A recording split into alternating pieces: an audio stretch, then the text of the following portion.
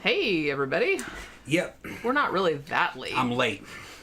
This motherfucker. I got sidetracked. That's what he doesn't know how clocks work. Yeah, I don't know clock. I don't know how time works. No, he doesn't. No. You dudes, you don't know how I'm time works. a constant time machine. I'm whatever time I want it to be. Well, yeah. So it's like it's like 2 minutes till we go on, and I'm like, where the fuck is he? And I run it, and he's just like farting around in the garage. Yeah, I had to change some shit up. Changing some shit up in the garage. He's like, how long have I got? I'm like, dude, we were supposed to be on like right now. Yeah. So, and then he's like, well, no, now I have to pee, and now I have to do this, and now I have to do that. I don't pee. I'm a man. I piss. That's a girl term. I gotta take a piss. That's a girl. You sit down to pee. You know? What the fuck are you talking about? Oh, girls are so lame. Sit down to pee. What are you talking about? Oh my god. Yeah. Well, this started out really good. Well, I will say, okay, so this is going to be, I think you'll be excited to hear this, but on the Sidetrack show tomorrow night, Esther sent me a message on Patreon and said that she would like us to do on a Sidetrack show. She wants to do like a debate about what makes a manly man. Oh, shit. Because her and her husband are having a debate about it. Okay. And they want us to get involved and like adjudicate, right? Like so we can debate like one side or the other. I said, well, that started getting me started early. If a motherfucker has to ask if it's manly or not, you lost. You fucking lost. Save it for inner knowledge. There's an inner knowledge. Tomorrow. There's an inner knowledge.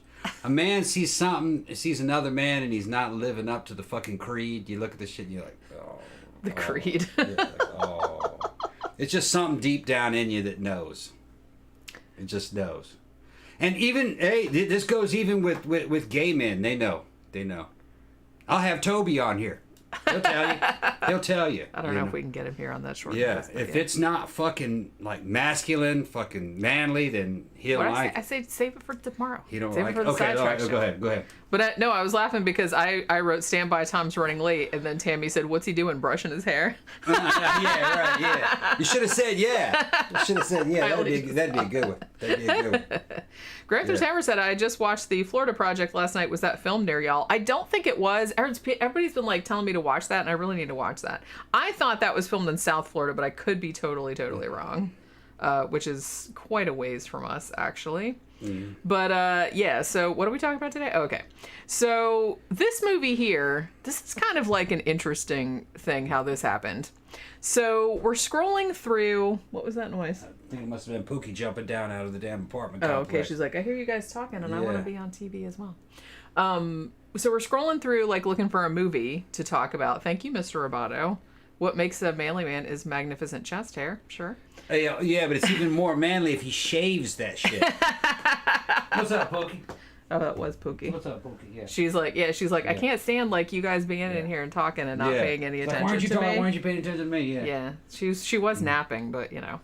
But yeah, so we're scrolling through Amazon Prime last night and we see this movie, The Unnamable, and it wasn't not listed as like new. It was listed as like 2018 or something like that, right? I think it must have been remastered. That's because I looked into it a little bit. Because you were saying, you know, man, that the graphic on the front, like the creature, like that looks really familiar. And I said, it does kind of look familiar, doesn't it? Yeah. And so when I looked it up, this movie actually did come out. And then once we started watching it, I'm like, oh, obviously this is from the 80s. This movie came out in 1988. Okay. But it went direct to VHS. Yeah. And then it was never released on DVD, at least in the US. I think in the UK it was released, like Arrow Video released it on DVD in the UK only. But it recently, I guess it was 2018, which is why Amazon Prime has it listed as that. A company called, what was it called? Unearthed Films or something like that. And I think they picked it up and they finally gave it a Blu-ray release in 2018. Okay. So as kind of like, forgotten like 80s movie or whatever. And I think pretty much the sole reason I think that this one would have got a look in was, one, it's an H.P. Lovecraft adaptation, which is what got us interested in it. And two, the creature design kicks a lot of ass. It's pretty good, yeah. But other than that... not the worst movie I've ever seen, but... You have to look at it in the context of the time. in the context of the time, we probably would have rented it. We probably would have been... It's a cool cover. Yeah, we probably would have partially enjoyed it, but in the end been disappointed by it. Strangely, it's kind of aged well. Over time, it now kind of feels like it belongs in with From Beyond and Reanimator in a way, but kind of maybe closer to Castle Freak. I would say the tone is a little bit more like Castle Freak. The budget's lower, but it looks pretty good. The problem with this movie really only has two problems. It has a ponderous edit. There's a part where two couples go into this, basically what they think might be a haunted house, and a bunch of shit happens in there that we didn't need to see or know. They should have just went in there and they just showed some scenes of them getting killed. And then the two main characters, one of them is kind of like an H.P. Lovecraft, like a younger version of H.P. Lovecraft. He even looks a little bit like H.P. Lovecraft. They go in there and do an investigation, and they find the bodies, and then they're in this old sorcerer's house, and in the end, they come face to face with this demon. It's a female demon. The costume looks really cool. It's got hair kind of like bell bottoms, and whoever's in this costume, she's an attractive woman. It's a little Krampus-y. It's kind of, she's got like hooves and stuff. That costume would play really well at the castle or some of the goth clubs that we know. They you could totally loved it. Because I said, but I'm afraid though that people might just think you're Krampus. Right. Maybe. Because it does look a little Krampus-y. But it is sort of like what they... Because I reread... This is how I got to prepare for shit. I reread the H.P. Lovecraft story this is based on. This is a very loose adaptation. The H.P. Lovecraft story is very short. It took me like 20 minutes to read it. You can tell by looking at this. But hold on, let me get to what the problem was. The problem is this is a good-looking monster. As soon as you see it, you get interested in it. They kill it off pretty quickly. And the monster is not a character. They gave away something. They should have been only loosely adapted this from H.P. Lovecraft. Well, they did, but... It should have been even more loosely. Yeah. That monster should have actually been a character in this movie. They should have showed that thing pretty early, and had that as almost kind of like a love interest in a way. And then it get killed. Maybe by something else, even worse. That's what I would have done with this movie. Yeah. You know what I mean? I can see that. Because there was a chance to kind of like almost redeem that demonic character. It could have been something like, it wasn't her fault that she was like that. Maybe she was in love with one of the guys. Yeah. Something almost happened. Maybe he was going to get it pregnant as she was trying to get pregnant by him. Or maybe she's trying to impregnate him. Some kind of fucking weird sexual angle. That's what would have happened if this was a movie that had, fucking Herbert West in it or something. You know what I mean? It would have been more twisted. And then something from beyond comes and kills her. You know what I mean? Or she dies, protecting the dude. Something like that. Yeah. It would have been a lot more interesting. I mean, basically... Okay, they gave it away. Yeah. They gave that monster away. Because the thing about it is that, one, I feel like the bulk of the movie was on the effects. Not just the monster, who looks great, but also the gore effects. Because actually the gore effects in this are pretty good. Not so much like the severed head, that looks really fake, but like what, when the throats get torn out, when hearts get torn out, stuff like that, that looks pretty good for the era. I just feel like, okay, so the short story, which, this is kind of working off of, the short story, all that happens in that is basically kind of the shit that happens at the beginning of this. It's like two guys. One of them is Randolph Carter, who is a recurring character in a lot of Lovecraft stories.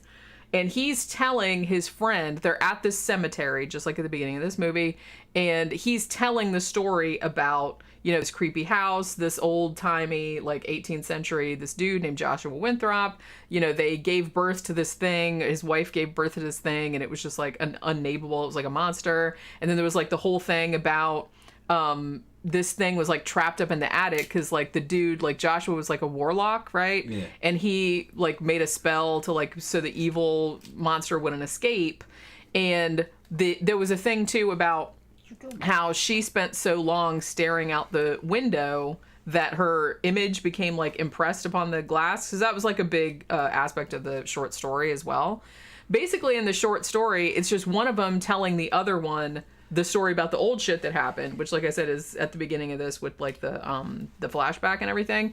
And then the two guys like go in the house, they get attacked by the thing, but they don't show it. And then they live, and then later they're like, oh, they had like hoof prints and like all these weird like injuries all over them, and that's like the end. So this one is basically takes that story, and it's like that's like the first few minutes of it, like talking about Joshua Winthrop and what the monster is, and it's like there's this legend and the house is haunted and blah blah blah. But then it kind of injects. It's got the Randolph Carter character, who's this kind of he's a student, right? A student, and he's at Miskatonic University, of course. Yeah. And he's a folklore guy, like that's his kind of area of expertise, I guess. And he's real like condescending and douchey, but it's like he's also kind of like the most interesting character, because the other ones are kind of like bland. And I think he's supposed to be H.P. Lovecraft, isn't he? He might be, or he might be like an author insert type of character. I think he's supposed to be. Yeah. Because he has a Lovecraftian face, and his mannerisms are kind of. You would think that that's the way Lovecraft would act based on what they described, how they described him. Yeah, because he did seem like kind of a snot. Minus the racism. Yeah. And I'm not just putting that in there. Fucking, people that knew him even back in its day. I mean, this is the thing about fucking. Okay, here's the deal. If you're black and you're afraid to fucking read H.P. Lovecraft because he might be a racist, then you're not alone. Because that motherfucker was racist against Irish people. There were other white people he was racist against. That's what I mean. It was like hardcore. Yeah, it's not just you. It was pretty much. He was pretty much racist against anybody that wasn't like wasn't of English white English descent. Yeah, but basically. The thing is, everyone else was just like subhuman. Yeah, but he was from the Massachusetts. Yeah, and he was only. I think he was fantasizing about the honky motherland. I don't think he'd ever been there. His friends who knew him said that they got him to chill out over time. He married a Jewish woman. Yeah. So he did kind of lax. Although they separated later, but yeah, he assumed that anybody who wasn't Anglo was some kind of an enemy that would hurt him. Basically, he had issues. Clearly. He had issues. He was a loner type dude, real uncomfortable, nerdy kind of guy. He was xenophobic. That'd be a good way to put it. Big time. It wasn't just racism; it was xenophobia. Anybody who was... He was afraid of pretty much everything. Everybody. He was afraid of everybody. He was afraid of women. He was afraid of anybody that wasn't like him. Yeah. And here's the thing. If he wasn't like that, his writing wouldn't have been any good. Yeah. We kind of talked about that when we talked about the H.P. Lovecraft story. But that's the thing. It's that really like informs a lot of his writing. Right. He was afraid of everything. Yeah. Yeah. Which in a way, Sending me write that shit down is fucking spooky. That's why I don't really fucking worry too much about H.P. Lovecraft literature. None of that shit would make a good movie. It can inspire a good movie, but not enough happens in it. It's all atmosphere. And most of his stories are very, very short. They're short, and he refers to things that were scary that happened obliquely. He'll mention something and never mention it again. You're like, wait, what was that? You can make a whole movie on just that mentioning something. Yeah. Some elder forgotten god that drove you fucking crazy. And something that's undescribable, and you're like, well, what are you talking about, So, but that's really what a lot of his stories were. That's what I was saying when they made this one. So what that it's kind of based on a story. The best H.P. Lovecraft movies, they've added so much and taken so much liberties. The story is the liberties, basically. The whole movie that you're watching, they're taking liberties. It's just that it's inspired by something that he mentioned. Yeah. And it's got Lovecraftian characters in it and monsters in it. So he was a one-man MCU. Okay. Yeah, and I think that's kind of why a lot of people adapt his stuff too, is because a lot of his stories and stuff, it's a mythos. It's it's interconnected. So just like they did, like for example, like they did with Dagon, where it's not so much based on the story Dagon, it's based on Shadow over Innsmouth. Yeah, the idea of Shadow over Innsmouth. But it's sort of based on like the god Dagon as well. Yeah. But they kind of like combined some shit in there. Right. Which they didn't do so much with this one. Like I said, this one, it's almost kind of like they took the germ of the story, the Unnamable, which like I said it took me literally 20 minutes to read it. It's very, very short. And basically it's just two guys telling each other a story, and then like the thing that we were telling the story about attacked us, the end. So that's pretty much it. And it took that and then it fused it into almost like a teenage slasher monster movie kind of thing, and that's what most of it was, which I think was why the pacing of it was so off, because they were trying to fill so much time up. So it's like, it's, to me, the movie's not that long. I think it was only like 90 minutes or 89 minutes or something, but it seemed much longer because it seemed like there were huge like 20-minute chunks of the movie where it was just like the characters who weren't all that interesting wandering around the inside of this house with flashlights and being like, hey Wendy, hey, you know, where's this person? And like everybody just thinks so you can tell there's like a really lot of padding, because you can tell that they really like they put most of the effort and the money into the gore and the monster, and then they didn't really think about how they were going to fill the rest of the story out. Yeah, which is kind of crazy because it didn't have to be that way. Production quality was good enough. Yeah, it's not a shitty looking movie. No. The actors were good enough. The problem was the script. It needed a couple more story elements in there. They had a badass monster. That should have been through most of the fucking movie. And they waited too long to show the monster. Yeah, think about this. That was a female demon. The way it looked, that would have been great in a gothic nightclub. It had titties. It had titties. It wasn't wearing any clothes. You got teenage guys watching this. Wait a minute, something's missing here. Sex is gonna happen somehow. All right, that never happened. All right, they could have. There should have been a couple different subplots where it was a demon that was a threat, and then maybe you somehow flips and it protects you against something else, and it gets punished. Kind of like something out of Dunwich Horror. Remember that book? Mm-hmm. The guy with the goat legs, and then what was it? His brother comes out, and it's an invisible thing with suction cups and a big face on top of it. Something like that. Where there was more than one monster, and sex almost happened. I mean, this is damn teenagers watching this, and there was another problem. This is Miskatonic University. These are students, right? But they're dressed like a fucking Anglo-Saxon American Biffy and Jody fucking college students. Wait, hold on. A paranormal university has dudes wearing eyes on and shit and fucking sweaters with a sweater draped over their shoulder. Even back in the 80s, I mean, that shit was obviously yuppie and tacky even back then, and it was more like something your parents would want you to wear than what a college student would actually wear. But I feel like there was a lot whenever they were in the 80s and they wanted to show like a frat boy. Yeah, that's kind of like what they would show. That was like a frat boy uniform. Even though I'm pretty sure frat boys didn't even wear that. They didn't wear that. You never saw that. You never fucking saw Just that. in the movies. Just in the fucking movies. Because it's like, here, I'm going to drape this sweater over my shoulder, so it's like, ta-da, I'm a douche. Yeah. And if you're in a paranormal university, you think it would be fucking, in the 80s, you would think, well, shit, it would be goths and spooky motherfuckers there. You would think that. To the paranormal university. I mean, you'd think that it almost seemed like in this movie, because like every time I see a Lovecraft adaptation, because I've seen like a couple of good ones, I've never seen like the perfect Lovecraft adaptation. I don't think it exists. Yeah. Unless it kind of does its own thing with it. Probably, Reanimator is probably the closest. And, that took a lot of liberties as well. But it's like, I always feel like there's so much untapped potential. Yeah. You know what I'm saying? There's just so much shit you can do. Because I feel like in this one, they went to the trouble of filming like a lot of scenes like on this college campus and calling it Miskatonic University. I mean, I know the college wasn't like a huge plot point in there. But you're showing it. You might as well do something. But you're showing it. So it's like you could have...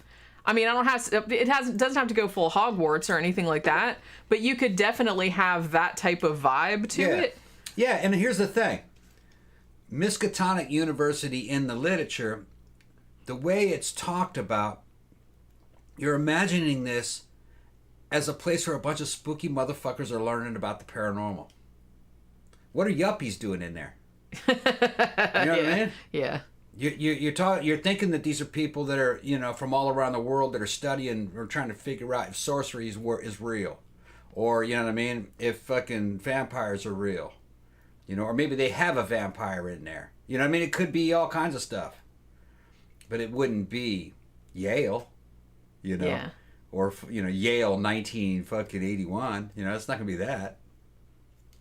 Yeah, like I said, it seemed like there was a lot of missed opportunities. Yeah. But, because they were just trying to make, like, a teens or 20-somethings get killed by a monster movie. Yeah. But also with, like a little sprinkling of, like, Lovecraft on top. Yeah. You know what I mean? Now, I have heard they did make a sequel to this. Called The Unnamable 2, The Statement of Randolph Carter. And I've heard it was way better. Like, it had, like, a bigger budget. David Warner was in the shit. Maybe I have to check it out. What's it called again? It's just called The Unnamable 2, The Statement of Randolph Carter. All right. And the two guys that are in this that survived, because pretty much everybody dies, the two guys in this that survived, like the guy that played Randolph Carter and the other guy that played whatever that other fucker's name was, the dorky friend, because they lived, so they're in the next one too, but there's also kind of some bigger stars in it, and I haven't seen it, but like I said, I've heard that it was better than this one.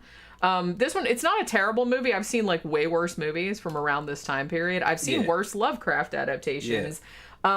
This one just isn't. This one is more like mediocre than anything else. And it just seems like another thing. I saw somebody talking about this movie and they said, it's not a bad movie. It's just kind of like boring and sort of mediocre. The creature looks great. Yeah. What they should have done was made the creature more sympathetic. Well, that's what I was saying. Character more it like a character. Because, like you said, the demon, it's a female demon. Her name's Elida.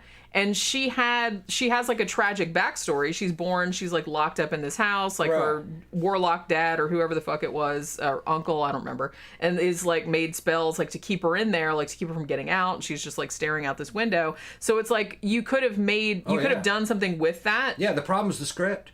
Yeah, you could have done something with that, and then not have her just like get killed by somebody shaking branches at her. Yeah, ridiculous. Tree spirits. And maybe she could have started off as a bad guy. Maybe she could have flipped, and then like it's not her fault, and then like a romance breaks out, and then you try to save her from being a demon, but something else comes along and starts trying to kill everybody, and she gives her life saving the man she loves. It could have been some weird shit like that.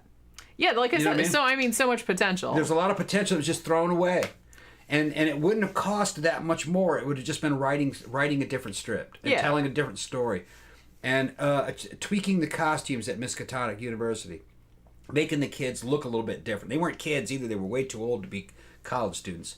They should have tweaked the way they looked or were dressed. They should have looked more like some paranormal investigators or goths or fucking people who were wannabe sorcerers or something like that. You know what I mean? Or scientists. At least like Men in Black in fucking black suits or something. You know what I mean? They didn't look like that. They just looked like yuppies. Yeah, and like I said, I kind of feel like I said, the acting was fine. The woman that played like the hot chick in this, the character's name was Wendy. Yeah. She actually was quite a famous stunt woman. Yeah. So she'd been in like a lot of movies before. They made sure she didn't wear a bra. Yeah, well, and she showed her tits too at one point. So there was like nip it out the whole time. Yeah. Through the sweater. I was watching. It's obvious what they're doing. I was watching this other review of it because she does have.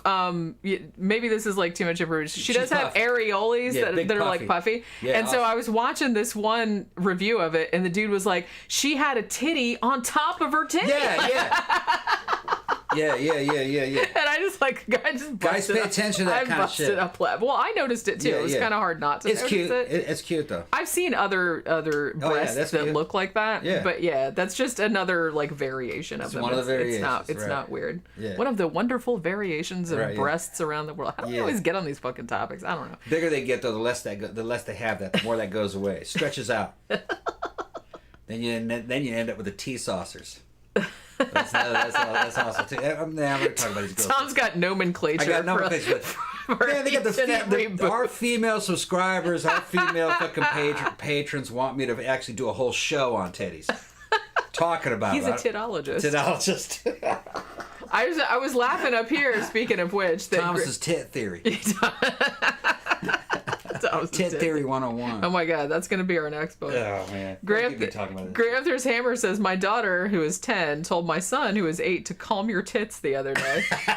That's funny. I love that, because I didn't know that like people still said that, because that was actually one of my favorite phrases from back in the day, because shit, we used to say that back in the 90s. Like, we used to say, calm your tits.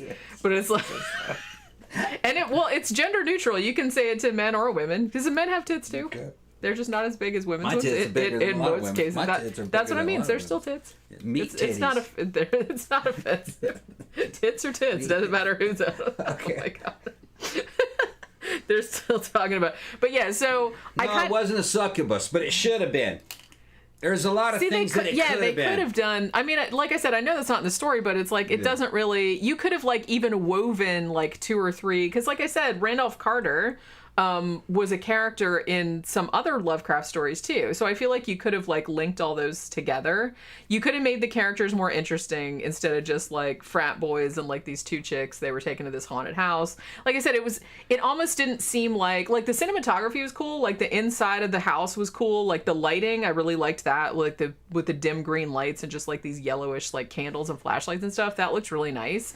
But it's like I kind of feel like they spent too much time just creeping around this house, being like, scaring each other. One of the frat boys getting kind of rapey with one of the girls, like, and shit like that. And then slowly getting picked off one by one, like, doing pranks on each other and stuff. I just feel like there was too much of that going on when they could have had like more story in there and more character development in there. You know what I'm saying? I felt like there wasn't a lot.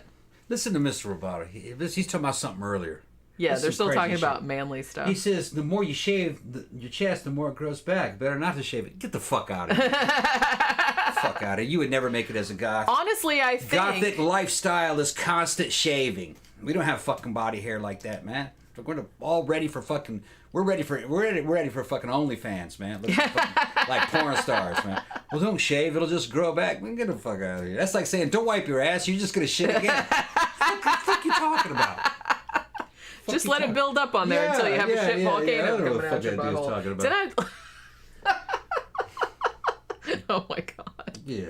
Holy shit. I know. Did this film have a good soundtrack? Not so much. No. I kind of felt like the score didn't really. The score was actually kind of weird. It was a little like 80s cheesy, like not terrible, but a little bit like do do do do do do kind of thing.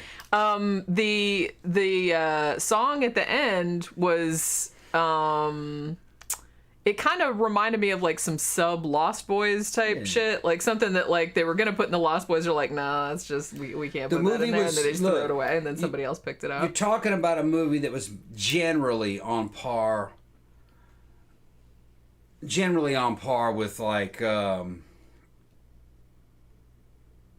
Beyond and Reanimator, but with a little bit probably with half that budget. I would probably think. But like you said, imagine if Ed Wood was directing. Imagine if Ed Wood had money. You said, imagine this when we were watching it. Yeah. You said, imagine if Ed Wood had money and directed Castle Freak. Yeah, that's kind of what you're. Like. Although Castle Freak was awesome. Right. Plus, it had Jeffrey Combs. It had kind of a corny Ed Wood feel to the dialogue. The dialogue was real. Yeah, and the edit. Weird. And the edit was like something Ed Wood would do. Not like batshit weird, but a lot of the stuff was just unnatural. Yeah, it was unnatural. Yeah, stilted. That's a good word for it. And it was like real. It was real typical, like of 80s slasher movies. Right. You come in the house. It's not funny, you guys. You're playing a prank on me. Let's do this. And it's like shit that normal people wouldn't say. But it wasn't a shit movie. No, it wasn't. Like I said, I think its worst sin was mediocrity. I kind of feel like. And the mediocrity came from the script.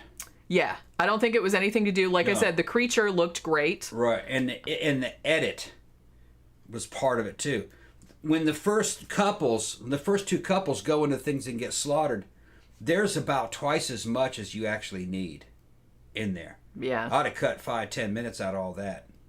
This movie would probably flow a lot better with about 15 minutes of it cut out and certain things re-edited. Because there's a lot of shit you don't need for this story. Yeah, you might actually just be able to edit some shit out of this. And make it go a little bit faster. And make it, like, speed the pace up. And it would probably be a lot better. Because, like I said, there's a really lot of padding of just, like, the couples, let's separate. Yeah. And it was, hey, let's sneak around and scare them. Hey, so it's like you don't need any of that stuff. Or, like, people just walking around with flashlights and whatnot. And takes forever. With a tight edit, this movie would probably be twice as good. But like you said, I kind of feel like the story is kind of thin. Yeah, that's and the should problem. have been expanded. Right. Like they had that whole mythology there, which is from Right. the original story about this demon and that was born and like locked in the. That's a great fucking story. You can do a lot with that. Where it missed out was that the demon should have been a full-on character. Yeah. It doesn't say a single word. It just screams. Yeah. She just screams. And it doesn't do a whole lot. And they just fucked it up. They gave it away. They had a good character right there. You could have told a fucking wild-ass tale with that thing as a character. But for some reason, they didn't go that way. I mean, they paid for the suit. Why didn't they use it? Yeah. But the woman in it couldn't act. Looked like she was doing good to me. She had a nice rack. Oh man, teenage boys have been interested nice in hooves. that. She had nice legs and fucking the hair growing on it was cut to where it looked kind of like bell bottoms and shit. And the way she had was little moving, hooves at the bottom. she was an interesting character that fucking teenage boys are like, yeah, oh, that's gonna fuck me. That's looking what that's. Oh no, I have the weirdest Oh boner my right god, now. I have to run. But maybe not. Yeah, I'm running as fast as I can. I mean, I did like that she was like, tearing people's hearts out and tearing heads off and stuff. That was neat. But yeah, you're right. It would have been better if it was like a succubus thing. But like I said, I would have liked it better if she was also more of a sympathetic character. That's what I'm saying. Because she didn't like ask to be born like that. No, she could have been dangerous, but then had another side to her that was redeeming. You know what I mean? Like, for the right guy, she was down. And then she fell in love with one dude. You know what I mean? It was right there in their fucking face. Because then you could get a whole 20 minutes of that. Yeah, that would have been better than just frat boys wandering around a house with flashlights. Exactly. And it didn't say anything, see? It should have said a bunch of cool shit. Yeah. I mean, I guess from a standpoint, it's like, if she was just raised as a monster and locked in an attic by a warlock and who never really like talked to her or anything, I guess she never learned to talk, but still. This is Lovecraft though, man. You could, like I said, you could like put so many stories together. You could like weave a really good. This is a Lovecraft and she's a demon. She can contact the netherworld. She's talking to demons and ghosts and gods. So just because there is supernatural shit in here. The Necronomicon does make an appearance. Exactly. And there's all kinds of shit about fucking summoning demons and fucking talking to the dead and all kinds of weird and extra dimensional shit. Making candles come on, candles go off. Just because she has been trapped in the walls of that house doesn't mean that she has access to the fucking Lovecraftian demonic internet. See? Yeah. She can talk to these other demons. Yeah. See? So she should have been like real wise and maybe trying to make a breakthrough and take over the world. There's all kinds of shit you could have done just with dialogue and story to really. He should have had me on the team. I'd have wrote a whole thing out. We'd have worked it out and made that a real character and got another 20 or 30 minutes of really good material, and then this movie would have been remembered. The reason why it wasn't remembered is not because it's shit. It's okay movie, the way it was shot and everything. It's just that there's not a lot of story there. It's not that interesting. Yeah, like I said, I think its main sin was just mediocrity. Mediocre script. But I think, like, easily the creature is the best thing about it. Like, the look of the creature. The creature looks really great. They should have milked that creature dry. I mean, they're showing it. They're showing it fully on the cover. They should have milked that motherfucker dry. Yeah, so it's like, why are you hiding it? Yeah, don't bother having suspense. Because I feel like for the first, like, hour of this movie, you just kind of see the shadow of it moving. So you don't know what it looks like. Yeah, and then they blow it right there on the cover. And it's a photograph of it. That was the only thing about the movie, so there should have been a whole movie of that. Yeah. Well, like you said, with the it could have been a Herbert West whole character, he's trying to rationalize the titties. Well, you have to understand something. Even demons enjoy mammary glands. We can't destroy a demon with titties as nice as that.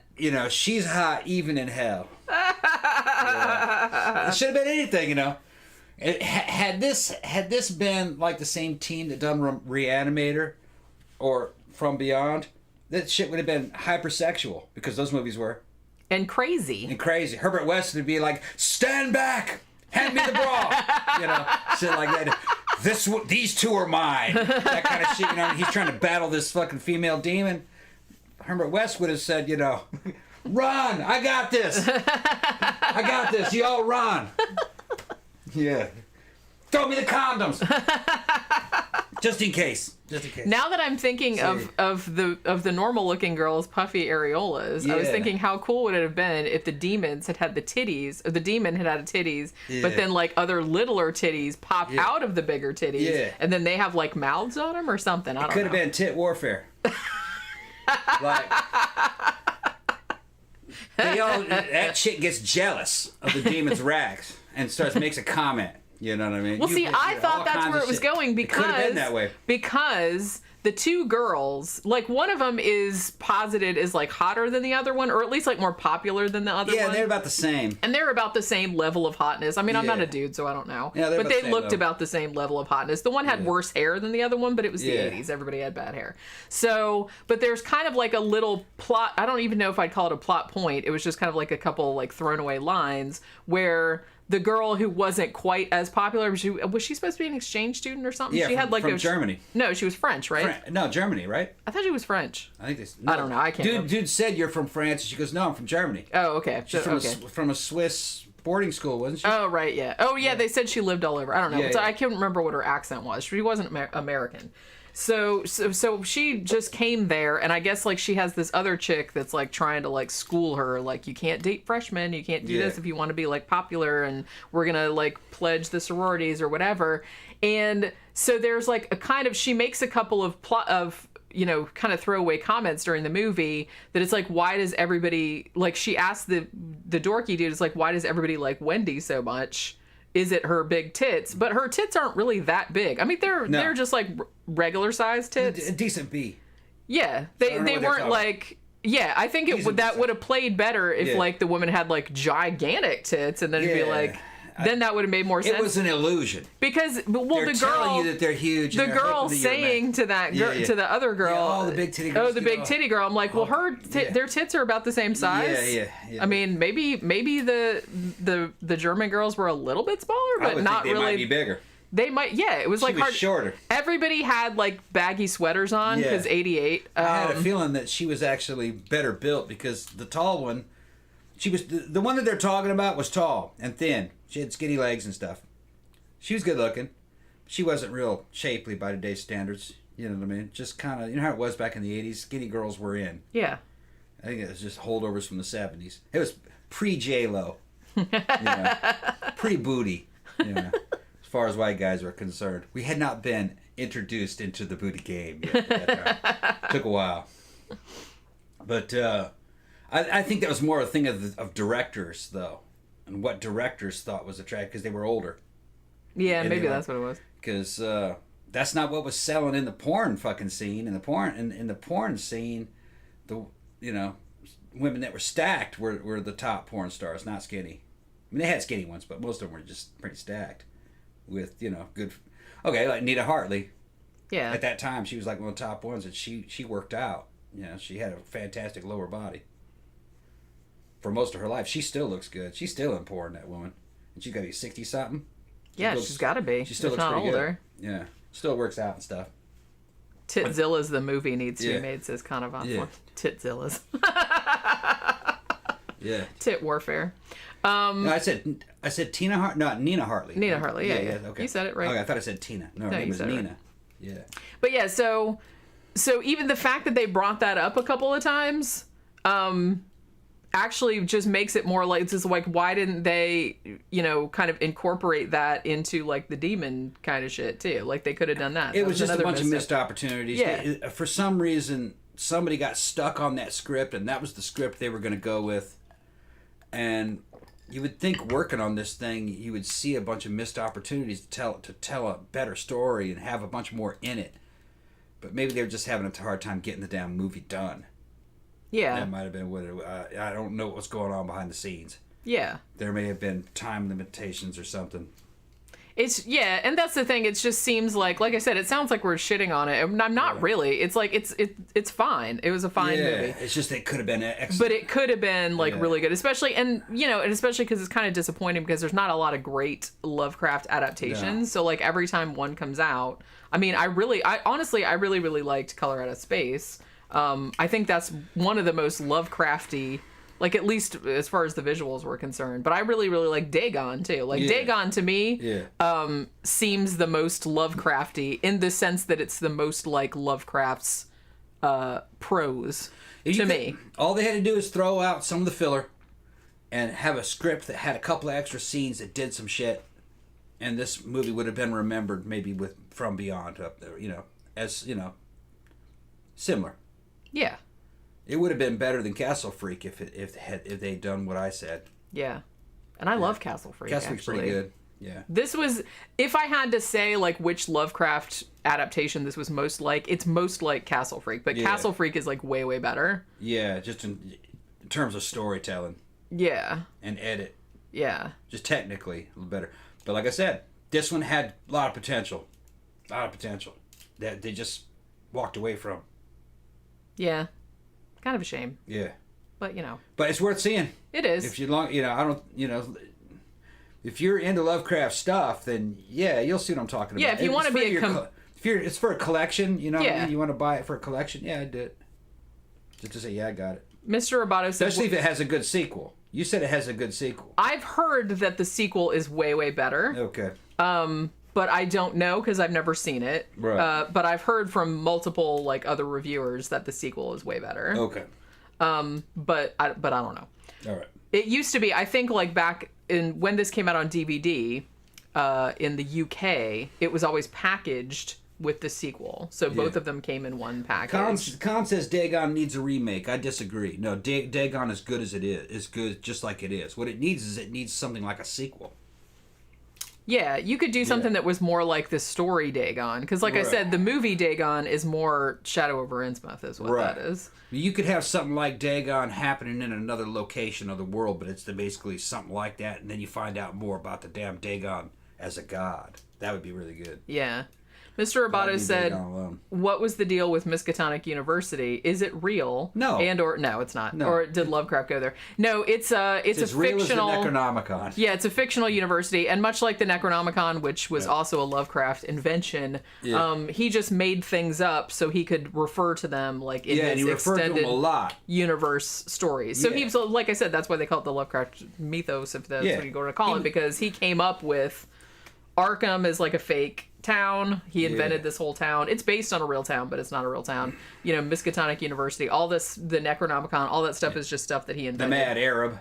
Yeah. Comes up Abdul al-Hazred, Yeah. He made all that stuff up. That's like I said, he was a one-man MCU.